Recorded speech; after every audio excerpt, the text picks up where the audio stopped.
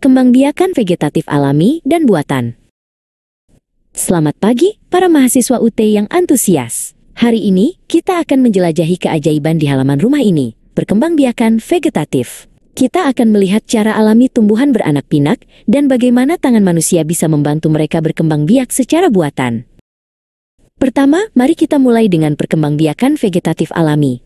Tujuannya sederhana, mengidentifikasi tumbuhan yang melakukannya secara mandiri, seperti menggunakan tunas, umbi, akar rimpang, atau geragih. Siapkan alat tulis dan cangkul kecil. Sekarang, mari kita cari. Misalnya umbi atau akar rimpang. Galilah sedikit untuk memastikan. Bagas dengan semangat menggali tanah di sekitar rumpun jahe, sementara Raihana membandingkan temuannya dengan gambar di modul. Umbi, kentang dan akar rimpang, jahe lengkuas, adalah contoh sempurna. Lihatlah tanaman ini, namanya Centella asiatica, atau pegagan. Tanaman ini menggunakan geragih. Stolon, Taufik, bisakah kamu gambarkan morfologinya, termasuk tunas baru yang tumbuh dari kuncup dan akarnya? Pak Riswanto menunjuk dengan hati-hati. Bagus, sekarang, tuangkan semua hasil pengamatan kalian ke dalam tabel pukul 1.12. Ingat, tujuan utama kita adalah mengidentifikasi. Setelah ini, kita akan beralih ke tantangan berikutnya. Perkembangbiakan vegetatif buatan. Baiklah, untuk bagian buatan kita punya 3 teknik andalan. Okulasi, menempel, menyambung, dan mencangkok. Tujuannya adalah terampil melakukannya. Mari kita siapkan gunting stek, pisau tajam, dan vaselin. Raihana menjelaskan, okulasi atau menempel. Kita ambil mata tunas dari mangga si mana lagi, lalu tempelkan pada batang bawah yang kuat. Jangan lupa, vaselin di celah-celah tempelan untuk mencegah infeksi dan menjaga kelembaban.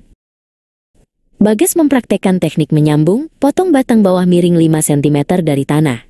Ambil ranting entre sejenis, potong miring yang sama, lalu sambungkan dan ikat kuat dengan selotip transparan. Pak Riswanto mengangguk puas. Taufik memegang dahan jambu. Terakhir, mencangkok. Kita kuliti dahan, kerok kambiumnya sampai bersih, lalu biarkan mengering 6-12 jam. Ini penting agar kambium yang tersisa benar-benar mati dan akar segera tumbuh.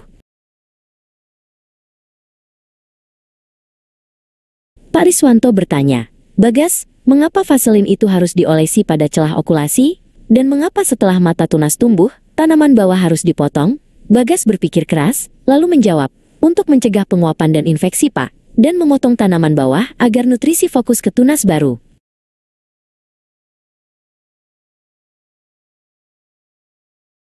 Raihana bertanya, pada hari keberapa sambungan itu menyatu kuat, dan kapan akar cangkokan siap dipindahkan? Taufik menjawab sambil tersenyum.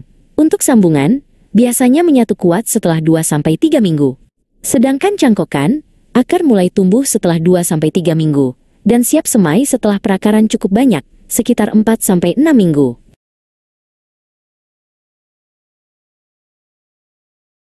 Pak Riswanto menutup pelajaran. Luar biasa.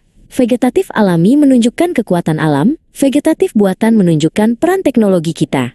Teruslah bereksplorasi, karena ilmu pengetahuan itu seperti benih, harus dipraktekkan agar tumbuh subur. Sampai jumpa di tutorial berikutnya.